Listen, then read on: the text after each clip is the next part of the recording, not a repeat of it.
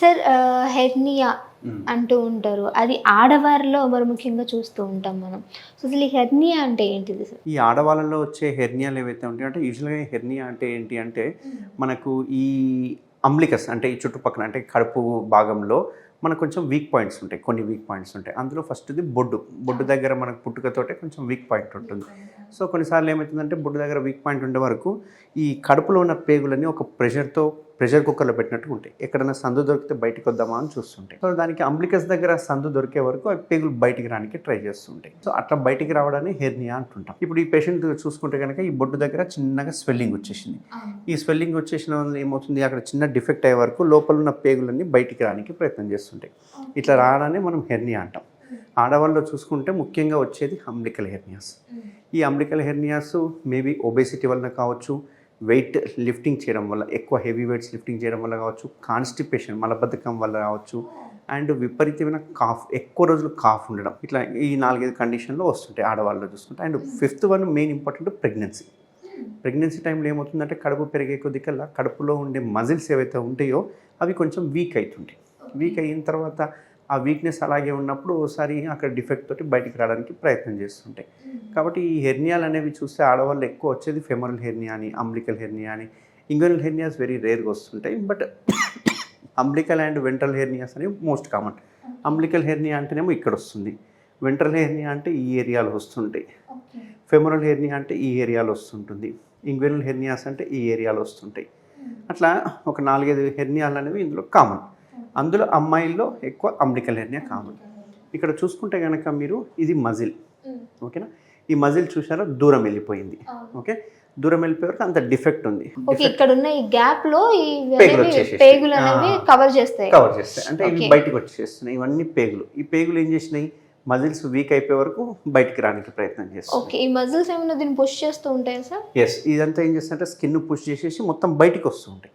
మనం దగ్గినప్పుడు, మోషన్కి వెళ్ళినప్పుడు, యూరిన్కి వెళ్ళినప్పుడు అవన్నీ బయటకు వస్తాయి. ఓకే, వీక్ అవుతుంది ప్లేస్ అంతా. ఎస్, ఆ ప్లేస్ అంతా వీక్ అయిపోతుంది.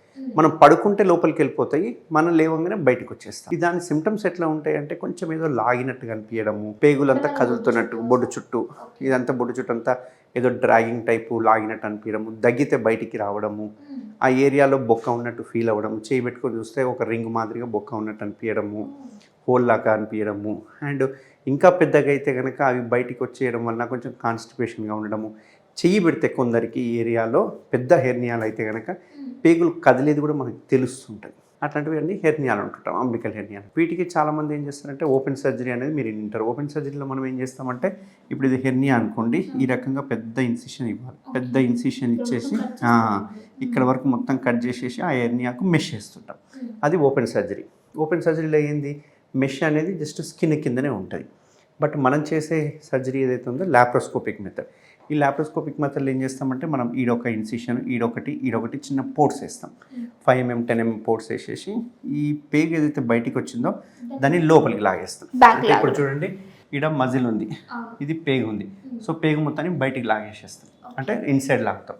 లాగేసి ఏం చేస్తాం, ఈ రెండింటిని దగ్గరికి వేసేసి దీని లోపల ఒక మెష్ చేస్తాం. అంటే మళ్ళీ బయటికి రాకుండా మనం ఓన్లీ మజిల్స్ ను మాత్రమే కుట్టేసామనుకోండి, కొన్ని రోజులు ఏజ్ పెరిగే కొద్దికల్లా మజిల్స్ మళ్ళీ వీక్ అవుతాయి. ఈ మజిల్స్ కి మనం ఏదైనా సపోర్ట్ ఇవ్వాలి. అప్పుడు మనం ఇచ్చేది మెష్ అంటాం దాన్ని. ఆ మెష్ ఏదైతే ఉందో అది సపోర్ట్ ఇస్తుంది. సపోర్ట్ ఇవ్వడం వల్ల హార్డ్గా తయారవుతుంది కాబట్టి ఫ్యూచర్లో హెర్నియాలు రాకుండా ఉంటాయి. ఇది మనం చేసేది లాప్రోస్కోపిక్ మెథడ్లో కాబట్టి, ల్యాప్లో అయితేనేమో ఎంత పెద్ద మెష్ అనే వేసుకోవచ్చు. ఓపెన్లో ఇప్పుడు నేను ఇంత పెద్ద మెష్ చేయాలనుకోండి, ఇంత పెద్ద కోత చేయాలి. అదే ల్యాప్లో మొత్తం కట్ చేయాలి. ఎంత పెద్ద మెష్ చేయాలంటే అంత కట్ చేయాలి. అదే ఈ పెద్ద మెష్ నేను ల్యాప్లో వేయాలంటే జస్ట్ 3 బొక్కలలో ఏం చేస్తామంటే లోపలికి వెళ్తాము, ఇక్కడ అంతా పెద్ద మెష్ పెడతాం. కాబట్టి ఇక్కడ అడ్వాంటేజ్ ఏంటంటే ల్యాప్ చేయడం వల్ల పెద్ద మెష్ చేయొచ్చు, లోపల కంటెంట్ చూడొచ్చు, ఏదైనా బ్లీడింగ్ అవుతుందా ఏదైనా చూసుకోనికి ఉంటుంది. ఆ మెష్ చేసిన తర్వాత చిన్న ట్యాకర్స్ అని ఉంటాయి, ఆ ట్యాకర్స్ కొట్టేసేస్తే పెద్ద మెష్ చేస్తాం కాబట్టి అక్కడ వాళ్ళకు రికరెన్స్ వచ్చే అవకాశాలు తక్కువ ఉంటాయి. అండ్ మేజర్గా ఇక్కడ ఇంపార్టెన్స్ ఏంటి అంటే, ఇప్పుడు నేను ఇంత పెద్ద ఓపెన్ చేశాను అనుకోండి, ఇక్కడ మెష్ చేశాను అనుకోండి, ఆ మెష్ మీద ఇన్ఫెక్ట్ అయ్యే అవకాశాలు ఉంటాయి, పస్ వచ్చే అవకాశాలు ఉంటుంది, అక్కడ బ్లడ్ కలెక్ట్ అయ్యే అవకాశం ఉంటాయి. కాబట్టి ఒక పైపులు పెడతాం బయటికి. బట్ ల్యాప్లో అయితే ఆ పైపులు పెట్టే అవసరం ఉండదు. 1 week to 10 days bed rest ఉండాల్సి వస్తుంది, డ్రెస్సింగ్ చేయించుకోవాలి, మళ్ళీ కుట్లు తీయించుకోవాలి, ఇవన్నీ ప్రాబ్లమ్స్ ఉంటాయి. ల్యాప్లో అయితే కనుక ఈరోజు ల్యాబ్ సర్జరీ ఏంటంటే రేపు డిశ్చార్జ్ చేయడం జరుగుతుంది, ఎల్లుండి నుంచి వాళ్ళ పనులు వాళ్ళు చేసుకోవచ్చు. అంటే ఇప్పుడు ల్యాబ్లో మనకేం సైడ్ ఎఫెక్ట్స్ ఉండవు సార్? మీరు ఎప్పుడైతే ఇప్పుడు సర్జరీ అన్నప్పుడు పైప్స్ వేయాలి అండ్ పసు పట్టే అవకాశం ఉంటుందని, సో ఇందులో ఉండదంటారా అలా? ల్యాబ్లో ఉండదు, 99.9% ఉండదు. ఎందుకంటే మెష్ ఇన్ఫెక్షన్ రేట్ చాలా తక్కువ ల్యాబ్లో. అయితే ఇక్కడ గమనించాల్సింది ఏంటంటే మెష్ అనేది ఒక ఫారిన్ బాడీ కాబట్టి ఆ ఫారిన్ బాడీని బాడీ యాక్సెప్ట్ చేస్తుందా లేదా అనేది తెలియదు కాబట్టి అది ఒక రిస్క్ ఉంటుంది. అది వెరీ రేర్, లక్షలో ఒకరికి అది పడకపోతే కనుక పసుబట్టే అవకాశాలు ఉంటాయి. సో అలాంటి టైంలో మరి కట్ చేసి తీయాల్సి వస్తుందా సార్? డెఫినెట్గా అప్పుడు ఒకవేళ పసుబట్టి ఒక 1 వీక్ 2 వీక్స్లో తెలిసిపోతుంది. ఒకవేళ పడట్లేదు అంటే కనుక మనం ఇమ్మీడియట్గా మెషిన్ తీసేస్తాం. అప్పుడు కూడా మనం ల్యాబ్లోనే చేసుకోవచ్చు. ఓకే సార్, మరి హెర్నియా వల్ల ఎలాంటి ప్రాబ్లమ్స్ అనేవి మన స్టమక్లో ఫేస్ చేస్తాం సార్? ఏమైనా ఎఫెక్ట్స్ ఉంటాయంటారు, సైడ్ ఎఫెక్ట్స్ లాంటివి? సో ఇక్కడ ఏమవుతుందంటే హెర్నియా చిన్న సైజు ఉంటే ఏమి ఇబ్బంది ఉండదు. చిన్న సైజు ఉంటే ఓన్లీ పెయిన్ రావడము, గుంజినట్టు ఉండడం ఇట్లాంటివి ఉంటాయి. హెర్నియా సైజు పెరిగే కొద్ది కల్లా ఒకవేళ మొత్తం బయటకు వచ్చిందంటే ఒకసారి ఏమవుతుందంటే ఇప్పుడు ఇది చిన్న హోలు అంబ్లికస్ దగ్గర పేగులము ఇంత పెద్దగా ఉంటాయి, అవి స్మూత్గా ఉంటాయి, స్లిప్పరీగా ఉంటాయి. సో ఈ దూరిలో బయటికి వస్తుంటాయి. కొన్ని రోజులు దూరడం బయటికి రావడం జరుగుతుంటుంది. అంటే మనం ఇప్పుడు వెనకాల నుంచి పుష్ చేసామనుకోండి, జస్ట్ ప్రెజర్ చేయగానే లోపలికి వెళ్ళిపోతుంది. సో అట్లా బయటికి లోపలికి వచ్చిన రోజులు ప్రాబ్లం ఉండదు. ఎప్పుడైతే బయటికి వచ్చి ఇక్కడ స్ట్రక్ అయిపోయినాయి అనుకోండి, ఆ పేగులు మళ్ళీ లోపలికి వెళ్ళవు, అప్పుడు బయటనే ఉండిపోతాయి. ఇప్పుడు ఈ పేషెంట్లో చూడండి మొత్తం బయటికి వచ్చేసినాయి, ఇవి లోపలికి వెళ్ళకుండా బయటనే స్ట్రక్ అయినాయి అనుకోండి, పేగు కులిపోయే అవకాశాలు ఉంటాయి, పేగు బొక్కబడే అవకాశాలు ఉంటుంది. ఇది life threatening condition, life threatening. మనం సరైన టైంలో కనుక సర్జరీ చేయకపోతే ప్రాణానికి కూడా ప్రమాదం. అంటే హెర్నియా అనగానే ఏదో చిన్న బొడుపులాగా వచ్చిందని చెప్పేసి లైట్ తీసుకుంటే అది ఖచ్చితంగా లైఫ్ థ్రెటనింగ్ అని అంటారు.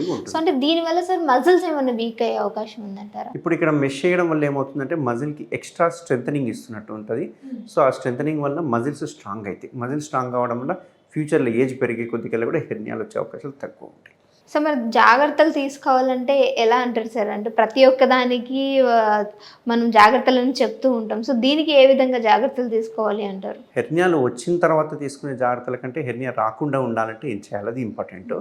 హెర్నియాలు రాకుండా ఉండాలంటే కడుపులో ప్రెషర్ పెరగకూడదు. కడుపులో ప్రెషర్ ఎప్పుడు పెరుగుతుంది? నేను చెప్పినట్టు 5 కండిషన్స్తో పెరుగుతుంది. ఒకటి ఒబేసిటీ, ఎక్కువ లావు ఉండడం వల్ల కడుపులో ఉన్న పేగులు కొవ్వు పెరగడం వల్ల ప్రెషర్ పెరుగుతుంది.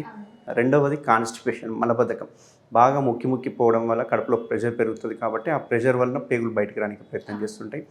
కాఫ్, విపరీతమైన దగ్గు, కొన్ని నెలలు, ఏదో 1-2 డేస్ తగ్గడం కాదు, 15 రోజులు తగ్గడం కాదు, కొన్ని నెలలు తగ్గడం. కొన్ని నెలలు ఎవరెవరికి ఉంటుంది దగ్గు అని ఆశ్చర్యపడుతుండొచ్చు. నెలలు ఎవరికి ఉంటే సార్ ఏదో 10 రోజులు ఉంటుంది కదా అని చెప్పి. నెలలు దగ్గు ఎవరికి ఉంటుంది అంటే సిగరెట్ తాగే వాళ్ళకి, ఎంఫైసీమా ఉన్న వాళ్ళకి, అండ్ సిఓపిడి ఉన్న వాళ్ళకి, అండ్ టీబీ ఉన్న వాళ్ళకి, అండ్ అలర్జిక్ కాఫ్ ఉన్న వాళ్ళకి. ఇట్లాంటి వాళ్ళకి ఏంటంటే కంటిన్యూస్గా దగ్గుతూ ఉంటారు. ఇట్లా దగ్గడం వల్ల కడుపులో ప్రెషర్ పెరుగుతూ ఉంటుంది. అండ్ 4వ కండిషన్ ఏంటి అంటే ప్రెగ్నెన్సీ. మెయిన్గా ఆడవాళ్ళలో ప్రెగ్నెన్సీలో ఏమవుతుందంటే 1-2 ప్రెగ్నెన్సీలకు ప్రాబ్లం ఉండదు. కంటిన్యూస్గా ప్రెగ్నెన్సీలు ఉన్నప్పుడు వల్ల వాళ్ళకి ఏమవుతుందంటే వీక్నెస్ అనేది డెవలప్ అవుతుంది. అండ్ 5వది బీపీహెచ్ అంటాం, బినైన్ ప్రోస్టాటిక్ హైపర్ట్రోఫీ అంటాం. మగవాళ్ళలో ఏమవుతుందంటే ఒకవేళ యూరిన్ పోసుకోవడానికి ఏమైనా డిఫికల్టీ ఉంటే కనుక అప్పుడు వాళ్ళకు ఇంగ్వెనల్ హెర్నియాస్ అనేవి వచ్చే అవకాశాలు ఉంటాయి. Thank you so much sir, చాలా చక్కటి ఇన్ఫర్మేషన్ అందించారు. సో చూసారు కదా, మీరు కూడా ఇలాంటి ప్రాబ్లమ్స్ ఫేస్ చేస్తున్నట్లయితే కింద స్క్రోల్ అవుతున్న కాంటాక్ట్ నెంబర్కి కాంటాక్ట్ చేయండి. And thank you so much for your watching.